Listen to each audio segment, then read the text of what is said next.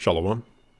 First and foremost, I want to give all praises to the Heavenly Father, Yahweh, Bahashem, Yahweh Shai, Bahashem, Rakah Kwadash. Next, double honors unto the apostles and the elders of Great Millstone, who taught me this truth and rule well. Peace, love, and salutations to you hopeful elect, scattered across the four corners of the earth. I'm your brother Kalak, out of the Great Millstone Atlanta camp, coming to you again with another Lord willing, edifying lesson.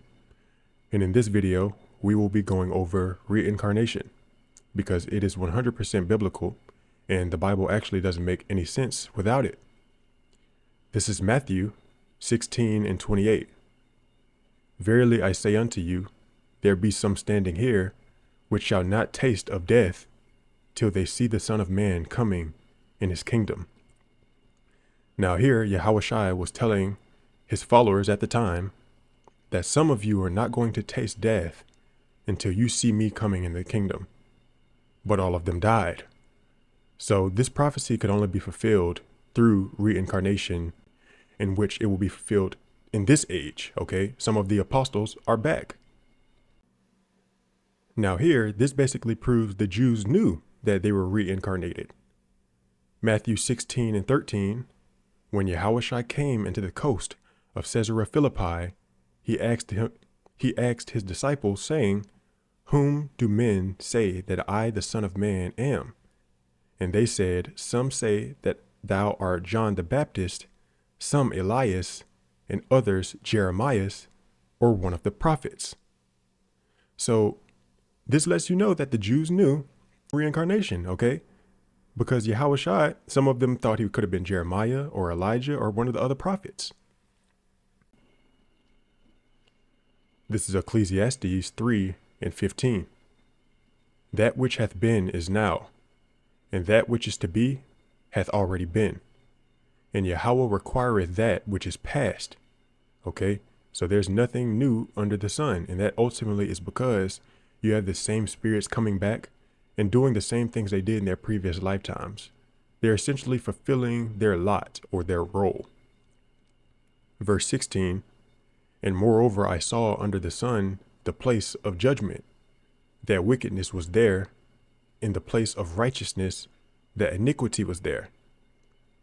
So this is letting you know that the place of judgment is under the sun, which is where the earth. Okay, this on the earth is where your judgment takes place, because the kingdom of heaven is a government that will be set up here on the earth. And hell is also a condition that is played out here on the earth. All right. Once you understand that the kingdom of heaven is a government that will be set up here on the earth. All right. And you will have one people ruling over another. Not everybody is going to be equal in the kingdom of heaven. Some people are going to be ruling. Some people are going to be getting their ass beat. OK, once you understand that, it first disqualifies the eternal hell doctrine. And then it poses the question, well, what happened to all of the people that have died in the past, like thousands of years ago? And the answer is, you come back. OK, everybody on the earth, you've been here multiple times. Your spirit has been on this earth multiple times. Ecclesiastes 12 and 7. Then shall the dust return to the earth as it was, and the spirit shall return unto Yahweh who gave it. So this is what happens after you die.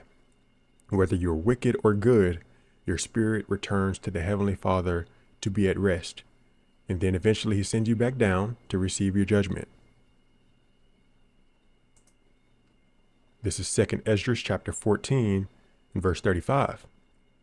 For after death shall the judgment come, when we shall live again. And then shall the names of the righteous be manifest, and the works of the ungodly shall be declared.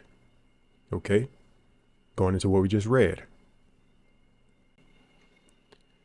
This is the book of Numbers 14 and 18. The Lord Yahweh is long-suffering and of great mercy, forgiving iniquity and transgression, and by no means clearing the guilty, visiting the iniquity of the fathers upon the children unto the third and fourth generation. So the Lord does judge children according to the sins of their forefathers, and that ultimately is because you are your forefathers. This is Ecclesiastes 1 and 10. Is there anything whereof it may be said, see, this is new? It hath been already of old time, which was before us. There is no remembrance of former things, neither shall there be any remembrance of things that are to come with those that shall come after. All right, so this is why you don't remember your past life. This is Malachi 4 and 5. Behold, I will send you Elijah the prophet before the coming of the great and dreadful day of the Lord Yahweh. And he shall turn the hearts of the fathers to the children, and the heart of the children to their fathers, lest I come and smite the earth with a curse. So this was a prophecy saying that Elijah would come back, okay? And as we're going to show you, this was John the Baptist. Matthew 11:13. For all the prophets and the law prophesied until John. All right, speaking of John the Baptist. And if ye will receive it, this is Elias, which was for to come. He that hath ears to hear, let him hear. Okay, so Yahushua literally said it himself that John the Baptist was Elijah. All right, and not everybody was able to receive it because it's not given to everybody to receive the deep mysteries of these scriptures. All right, even to this day, not everybody can grasp reincarnation. It's for the elect. This is 1 Corinthians 14 and 32. And the spirits of the prophets are subject to the prophets. Okay, because you fulfill your lot, you come back and do pretty much the same thing you did in your previous lifetime. If you were a prophet back then, you'll be a prophet today. This is the book of Daniel, chapter 12:13. But go thou thy way till the end be, for thou shalt rest and stand in thy lot at the end of the days.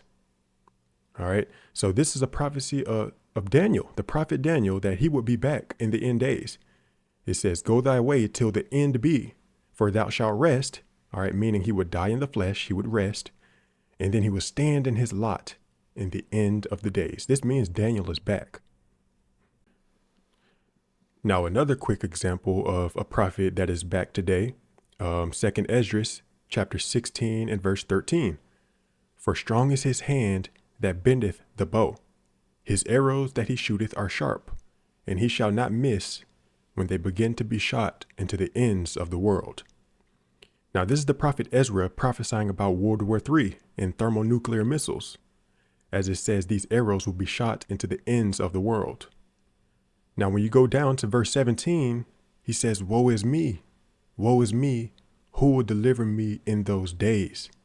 The beginning of sorrows and great mournings, the beginning of famine and great death, the beginning of wars, and the power shall stand in fear, the beginning of evils.